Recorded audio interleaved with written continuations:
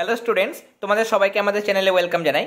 আজকে আমরা দেখো তোমাদের ক্লাস 9-এর ভৌত বিজ্ঞান ও পরিবেশ যে বইটা রয়েছে তার উপর ফার্স্ট চ্যাপ্টার পরিমাপ, সেটার উপর আরও একটি ইম্পর্ট্যান্ট ক্লাস আমরা প্রোভাইড করতে চলেছি।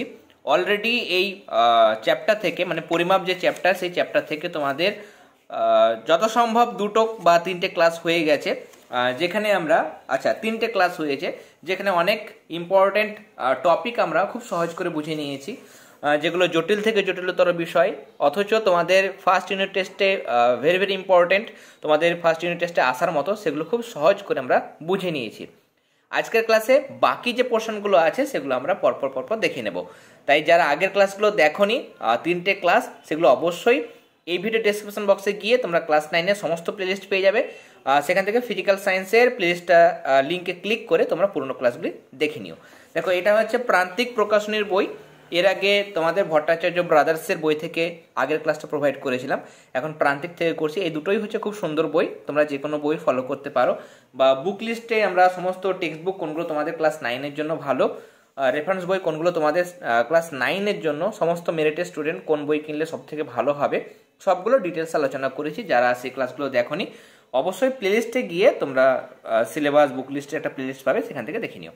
দেখো, আমাদের এখানে যে বিষয়গুলো রয়েছে সেখান থেকে আমরা পড়ছিলাম যে এককবিহীন রাশি। এককবিহীন রাশি মানে কিছু কিছু রাশি আছে যেগুলোর কোনো কি নেই, একক নেই, মানে তারা হচ্ছে সমজাতীয় রাশির অনুপাত। সমজাতীয় রাশির অনুপাত হওয়ার কারণেই কিন্তু এদের কোনো একক থাকে না। যেমন এখানে আমাদের আজকের ক্লাসের প্রথম যেটা প্রশ্ন, সেটাই আমরা দেখে নিই প্রথমে। সেটা হচ্ছে আপেক্ষিক গুরুত্ব দুটি ঘনত্বের অনুপাত হলে দেখাও যে এর কোনো মাত্রা নেই। আপেক্ষিক গুরুত্ব মানে কি? কোনো বস্তুর ভর বাই 4 ডিগ্রি সেলসিয়াস উষ্ণতায় সমায়তন জলের ভর।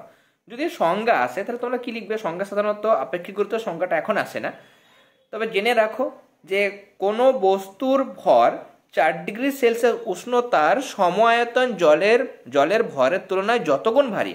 কোনো বস্তু 4 ডিগ্রি সেলসিয়াস উষ্ণতার সমায়তন জলের ভরের তুলনায় যতগুণ ভারী, সেই অনুপাতকে বলা হয় আপেক্ষিক গুরুত্ব।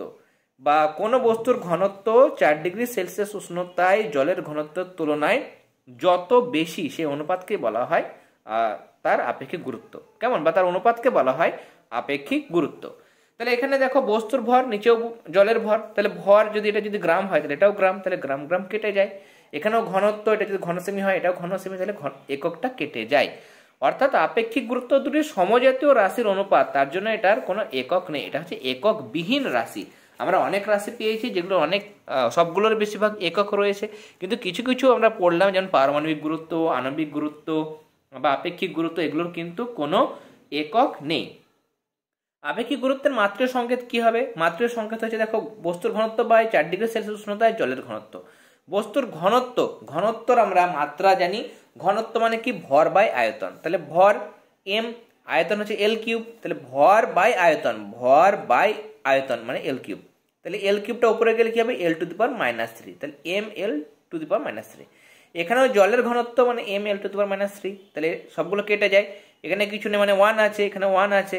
যখন উপরে যাব, নিচে থাকলে ভাগ আছে, ভাগ থেকে যখন উপরে যাব তখন মাইনাস হবে, পাওয়ারগুলো কি হয়? মাইনাস হয়, তোমরা জানো। তাহলে বা কেটে দিতে পারো, এগুলো কেটে দিলে 0 হয়। আর এখানে এটা কি করে করেছি আমি? এখানে এম এর মাথায় 1 আছে, এখানেও মাথায় 1 আছে।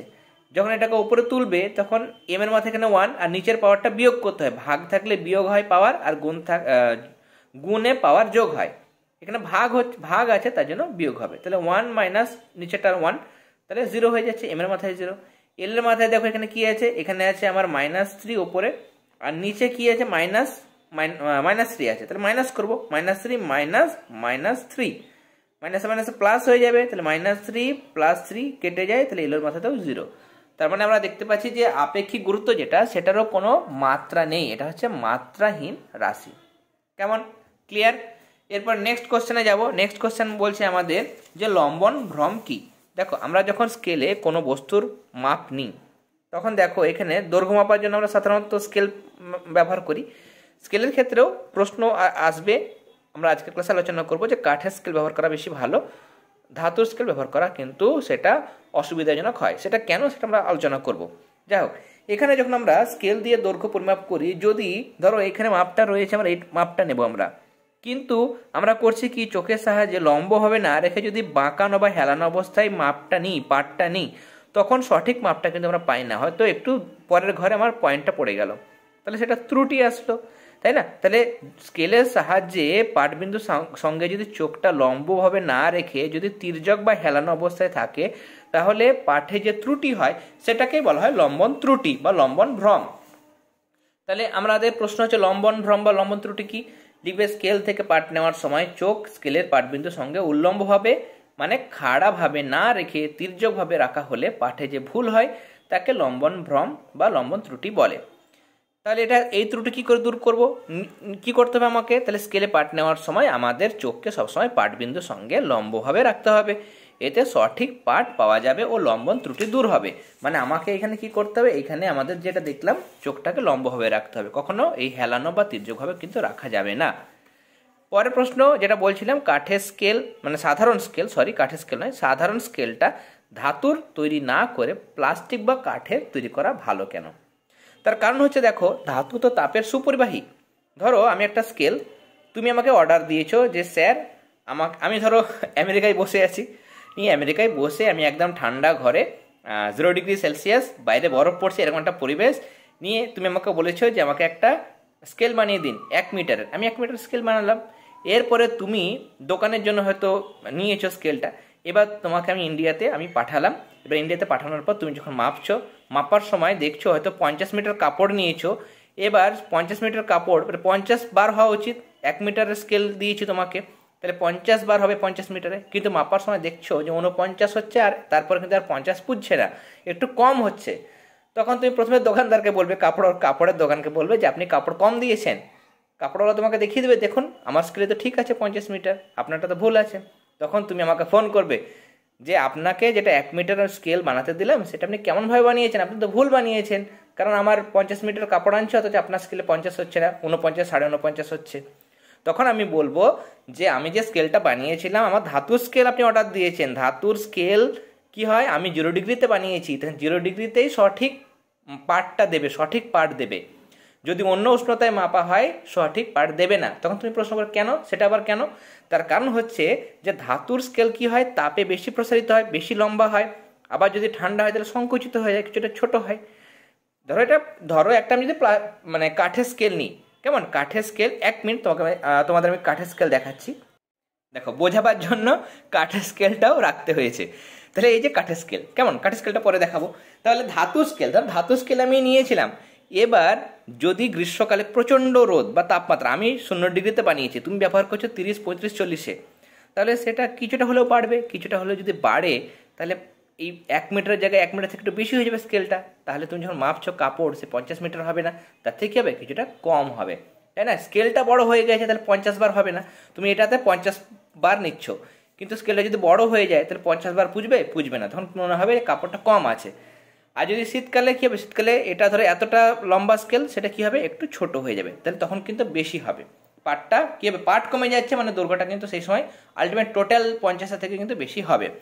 তার মানে দেখলাম যে ধাতু কি হচ্ছে, যে কোনো ধাতুই হচ্ছে তাপের সুপরিবাহী, তাই না? ধাতু হচ্ছে তাপের সুপরিবাহী, তার জন্য কি হয়, উষ্ণতা বাড়ালে যেমন দৈর্ঘ্য বাড়ে, উষ্ণতা কমালেও কিন্তু তার দৈর্ঘ্যটা বেশি কমে। তাহলে স্কেল যে উষ্ণতায় তৈরি হয়েছে শুধুমাত্র সেই উষ্ণতাতেই সঠিক পাঠ দেয়, বাদ বাকি অন্য উষ্ণতায় কিন্তু সঠিক পাঠ দেয় না। গ্রীষ্মকালে শীতকালে আলাদা হয়। কিন্তু ওই স্কেলটা, এই সাধারণ স্কেল যদি আমি কাঠের তৈরি করি বা প্লাস্টিকের তৈরি করি, এই ধাতু যেমন তাপের সুপরিবাহী, কাঠ বা প্লাস্টিক কিন্তু তাপের কুপরিবাহী। তাহলে কি হয়, গ্রীষ্মকালে বা শীতকালে এর তাপের প্রসারণ বা সংকোচন একদমই নগণ্য হয় বা হয় না বললেই চলে। তাহলে সব ঋতুতেই কী হবে, এই কাঠের স্কেলটা সঠিক পাঠ দেবে, সেটাই কিন্তু এখানে লেখা হয়েছে, কেমন? এরপরে নেক্সট কোয়েশ্চেন আমাদের, সাধারণ স্কেলের সাহায্যে বক্ররেখার দৈর্ঘ্য কিভাবে নির্ণয় করবে? বক্ররেখা মানে এই যে একটা বাঁকা রেখা, তাহলে এইটাকে আমি সাধারণ স্কেলের সাহায্যে মাপবো, কি করে সম্ভব? মাপা তো সম্ভব নয়। তাহলে আমি কি করব, এখানে আমাদের জিনিসটা দেখে নাও। তাহলে বক্ররেখাটা আছে, এই রেখাটাতে আমি কি করব, একটা সুতোকে টান করে এরকমভাবে দাগে মিশিয়ে বসাবো, কেমন? সুতোটা কিন্তু বসাবো একটা সুতোকে, এই রেখাটা মাপবো, ধরো দৈর্ঘ্য, আমি একটা সুতো নেবো, নিয়ে দাগে বসাবো, নিয়ে সুতোটার এদিকে রং করবো আর এদিকেও রং করব। কেমন, সুতোর দুই দিকে রং করব, নিয়ে এবার সুতোটাকে নিয়ে আমি স্কেলের সাহায্যে মাপবো, হয়তো এখান থেকে মাপলাম, নিয়ে হয়তো এতটা হলো, তখন বলবো আমার এটা কি 5 ইঞ্চ। কেমন, তাহলে সেটা আমরা কিন্তু বলতে পারবো। তাহলে প্রথমে আমাকে কি করতে হবে, সরাসরি তো মাপতে পারবো না, তাহলে ইনডাইরেক্টলি মাপতে হবে। তাহলে বক্ররেখাটার আনুমানিক দৈর্ঘ্য, বক্ররেখা এইটুকু যদি হয় তাহলে একটু বড় সুতো নেব, তার থেকে বেশি দৈর্ঘ্যের সুতোর টুকরো নেওয়া হলো, এরপর সুতোটিকে বক্ররেখার উপর এমনভাবে বসানো হলো যেন সুতোটি বক্ররেখার উপর সব জায়গায় মিলিয়ে যায়। এবার বক্ররেখাটির দুটি প্রান্তে সুতোর ওপর মার্কার পেনের সাহায্যে কালি দিয়ে চিহ্নিত করা হলো। এবার সুতোটিকে তুলে সোজা টান টান করে সাধারণ স্কেলের সাহায্যে সুতোর উপরে দাগ দুটির মধ্যবর্তী স্থানে দৈর্ঘ্য নির্ণয় করা হলো। এবার সুতোটাকে আমি তুলে নিচ্ছি, আগে দাগে দাগে বসিয়ে দাগে দাগে বসালাম, নিয়ে সুতোটা কতটা হলো, দুই দিকে সুতোতে রং করলাম যাতে আমরা মানে হারিয়ে না যাই যে কতটা আমার হয়েছিল। এবার টান টান করে স্কেলে বসিয়ে মাপবো, তাহলে কিন্তু আমরা ওই বক্ররেখাটার দৈর্ঘ্য পেয়ে যাব। পরের প্রশ্ন, সাধারণ স্কেলের সাহায্যে কিভাবে বইয়ের একটা পাতার, মানে এই যে এই বইটা তোমার রয়েছে, এই বইটাকে যদি বলি যে তোমার একটা পাতা, এই পাতাটার বেদ কতটা সেটা বের করতে, একটা এই বইটার বেদ কি আমি এই স্কেলের সাহায্যে মেপে বার করতে পারবো, যে কতটুকু বেদ, চওড়া কতটা সেটা কিন্তু আমরা, মানে প্রশস্ত কতটা সেটা কিন্তু আমরা বের করতে পারবো না। তাহলে ইনডাইরেক্টলি বার করতে হবে। কি করব, প্রথমে এই বইটা ধরো, এই বইটার এই মলাটটা এবং এই বাইরের পিছন দিকে মলাট, এই দুটো বাদ দিয়ে এই বইটাকে আমরা চেপে ধরবো, চেপে দেখো, চেপে একদম ধরবো। চেপে ধরার পর তোমাকে পুরোটা দেখাতে পাচ্ছি না কারণ বেঁকে যাচ্ছে। ধরো এই যতটা হবে, এই চওড়া কতটা, সেই চওড়াটা আমার হয়নি কিন্তু, তার কারণ আমাকে কী করতে একদম সোজা ধরতে হবে, তার আমার একদম ক্যামেরার কাছে চলে আসছে, এরকমভাবে ধরতে হবে। ধরার পর এই মাপটা তুমি নেবে, এই মাপটা কতটা হচ্ছে সেটা নেবে। ধরো এটা কত হলো আমার, এখানে আমার সেন্টিমিটার মিলিমিটার, তাহলে 10 মোটামুটি এখানে আমার 18 নয়, 1 1 2 3 4 5 এটা 3 16, তাহলে 16 আমার হয়েছে, এখানে 16 হয়েছে। কেমন, 16 হয়েছে, তাহলে 16 মিলিমিটার হয়েছে। এবার এটাকে কী করবো, আমরা কতগুলো পেজ আছে দেখব, কতগুলো পেজ আছে আমার, 168 69 70, 170টা পেজ আছে, তাহলে 170 দিয়ে ভাগ করবো। এই পেজগুলোও কাউন্ট করতে হবে। কেমন, যতগুলো পেজ হবে সেই পেজটা দিয়ে আমরা ডিভাইড করে দেবো, তাহলে কিন্তু আমরা একটা পাতার বেদ পেয়ে যাব। তাহলে কি করব, মলাট বাদ দিলাম, মলাট বাদ দিয়ে বাকি পেজগুলোকে আমরা চেপে ধরবো, মলাট বাদ দিয়ে বাকি পেজগুলোকে আমরা চেপে ধরবো। চেপে ধরার পর এটুকু কতটা হচ্ছে, সেটা মেপে নিলাম। মেপে নেওয়ার পর বেশ কয়েকবার মাপবো, কারণ ভুল হতে পারে। ধরো দুবার বা তিনবার মাপলাম। কেমন, দুবার তিনবার মাপলাম, হয়তো একবার হলো 16 মিলিমিটার, একবার হলো 16 মিলিমিটার, একবার হলো 17, গড় করবো। গড় করার পর এবার কতগুলো পাতা আছে সেই পাতার সংখ্যা দিয়ে ভাগ করবো। ধরো গড় করেছিলাম আমি, তখন সেটার মান ছিল x, আর মোট পাতা যেমন এখানে 170, হয়তো পাতার সংখ্যা n, তাহলে n দিয়ে ভাগ করব, তাহলে কিন্তু আমরা একটা পাতার বেদ কতটা সেটা বের করতে পারবো। এরপরে আমরা নেক্সট পেজে চলে যাব। এখানে আমাদের প্রথম যেটা প্রশ্ন সেটা হচ্ছে সাধারণ স্কেলের সাহায্যে কিভাবে সরু তারের ব্যাস নির্ণয় করবে। যে তারের ব্যাস নির্ণয় করবে, ধরো একটা সরু একটা তার আছে, সেই তারের আমি ব্যাস নির্ণয় করব, তাহলে কি করে বের করব, কেমন, সেই তারটার ব্যাসটা বের করব। তাহলে আমাকে কি করতে হবে, কম দৈর্ঘ্যের একটা চোঙ বা দণ্ডের ওপর দণ্ড নেব। ধরো এটা চোঙ, এটা কম ব্যাসার্ধের নেব, বেশি মোটা মানে এত বড় মোটা একদম পাইপের মতো সেটা নিলে হবে না, কম ব্যাসার্ধের চোঙ বা দণ্ড নিতে হবে, নিয়ে পাক দিতে হবে। এর গায়ে কী করতে হবে, পাক দিতে হবে। অনেকগুলো পাক দেবো, মানে পাক জড়ানো হলো, এমন করে পাক দেবো যেন এই একটা পাক হলো, তারপরে এটা গ্যাপ হয়ে গেলো, এটা যেন না হয়, গায়ে গায়ে লেগে থাকে যেন পাকগুলো, মানে সুতো জড়লে যেমন হয় বা তার জড়লে যেমন হয়, মানে এটাকে পাক দিয়ে আমরা কী করবো, এটাকে এরকমভাবে পাক দিয়ে জড়বো। কেমন, জড়ানো হলো। এবার একটা সাধারণ স্কেলের সাহায্যে, ধরো এখান থেকে আমি জড়তে শুরু করেছি, এত পর্যন্ত জড়ানো হলো। এবার সাধারণ স্কেলের সাহায্যে দেখবো যে এই মাপটা কতটুকু হয়েছে, ব্ল্যাক পোর্শনটা বা অ্যাশ কালার টাইপের, দেখো কত হয়েছে, 4 হয়েছে, 4 সেন্টিমিটার, মানে 4 সেন্টিমিটার মানে 40 মিলিমিটার। তাহলে কতটা মাপ হলো, বেশ কয়েকবার মাপবো, নি গড় নেবো, নি সেই মাপটা হয়তো হলো 40 মিলিমিটার। এবার ওটাকে আমরা কি করব, মোট পাক কতগুলো পাক দিয়েছি, হয়তো 100টা পাক দিয়েছি।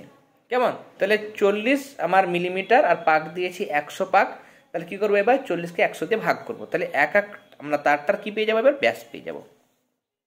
কেমন, তার মানে তারের ব্যাস হচ্ছে, উপরে কি লিখলাম, উপরে আমরা লিখলাম এখানে যে আমাদের ওই মানে কতটা দৈর্ঘ্য হচ্ছে, পাক দেওয়ার পর পাকের দৈর্ঘ্যটা কতটা হচ্ছে সেটার গড় মাপটা হচ্ছে b, আর কতগুলো পাক দিয়েছি সেটা হচ্ছে n, তাহলে n দিয়ে ভাগ করলে কিন্তু আমরা ওই সরু তারের ব্যাস পেয়ে যাব।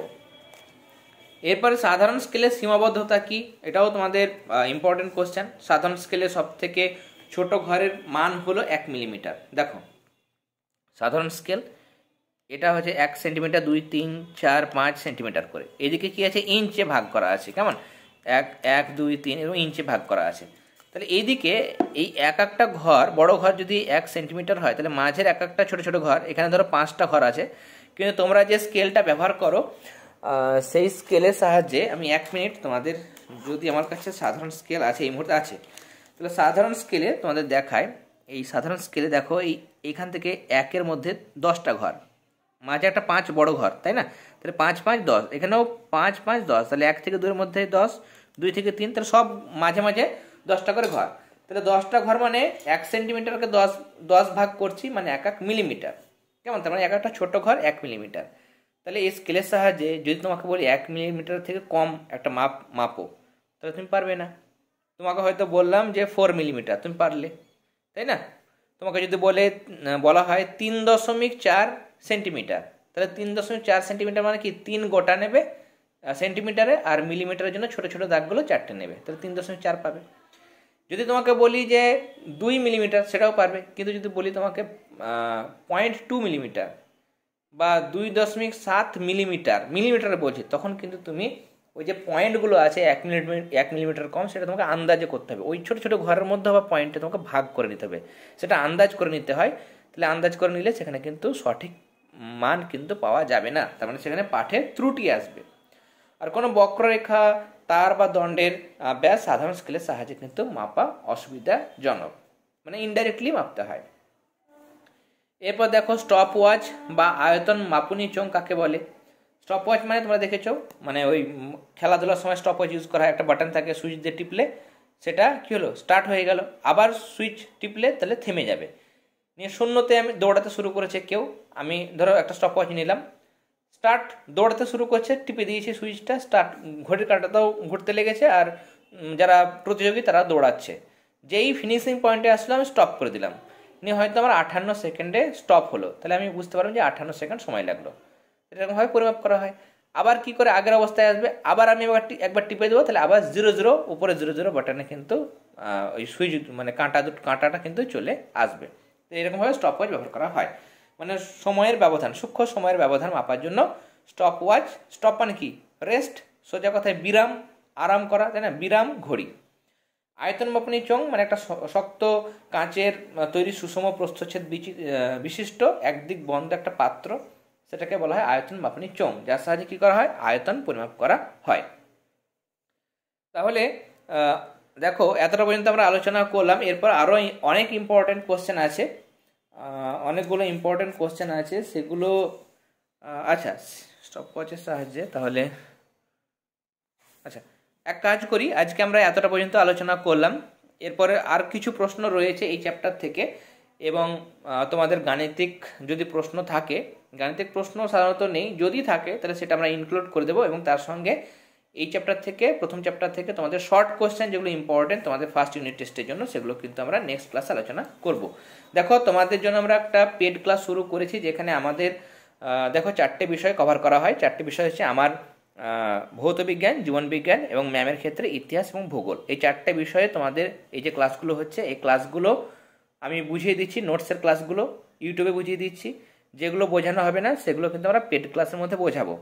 আর নোটসগুলো তোমাদের দেখানো হচ্ছে, কিন্তু এই নোটসগুলো পিডিএফ করে আমরা সেই পেড গ্রুপের মধ্যে পাঠাবো। তাহলে 4টে বিষয়ের জীবন বিজ্ঞান, ভৌত বিজ্ঞান, ইতিহাস, ভূগোল, এই 4টে বিষয় তোমরা নোটস পাবে সেই পেড গ্রুপের মধ্যে। এবং রায়মার্টিন প্রশ্নবিচিত্রা বেরোলে এই 4টে বিষয়, ইতিহাস, ভূগোল, জীবন বিজ্ঞান, ভৌত বিজ্ঞানের রায়মার্টিনের সমাধান, সেগুলোর উত্তরগুলো পিডিএফ করে আমরা সেই পেড গ্রুপের মধ্যে পাঠাবো। দুটো বিষয় হলো। আর প্রত্যেকটা টার্মের পরীক্ষার আগে আমরা সাজেশান দেবো, এবং সাজেশান আনসারগুলোও কিন্তু সেই পেড গ্রুপের মধ্যে পাঠাবো।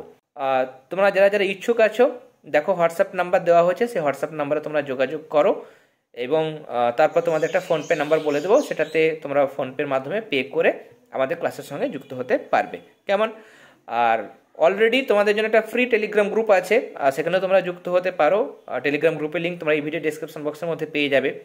তোমাদের ক্লাস 9-এর বিভিন্ন সাবজেক্টের ক্লাস অলরেডি আমাদের চ্যানেলে শুরু হয়ে গেছে, সেই সাবজেক্টগুলোর প্লেলিস্টের লিঙ্ক এই ভিডিও ডিসক্রিপশনের মধ্যে পাবে।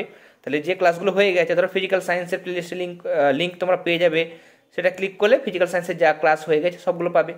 ম্যামের হিস্ট্রি হতে পারে, জিওগ্রাফি হতে পারে, বা আমার লাইফ সায়েন্সের ক্লাস, বা ম্যামের আরও অন্যান্য ক্লাস যেমন বেঙ্গলের ক্লাস, ইংলিশের ক্লাসগুলো চলছে, সেই ক্লাসের প্লেলিস্টের লিঙ্কও তোমরা এই ভিডিও ডিসক্রিপশন বক্সের মধ্যে পেয়ে যাবে। তোমরা অবশ্যই সেই লিঙ্কগুলোতে ক্লিক করতে পারো, বা আমাদের চ্যানেলের প্লেলিস্ট অপশানে গিয়ে যে ক্লাসগুলো হয়ে গেছে অবশ্যই দেখে নিও। তাহলে আজকের ক্লাসে এতটাই। তোমরা সবাই খুব ভালো থেকো। All the very best.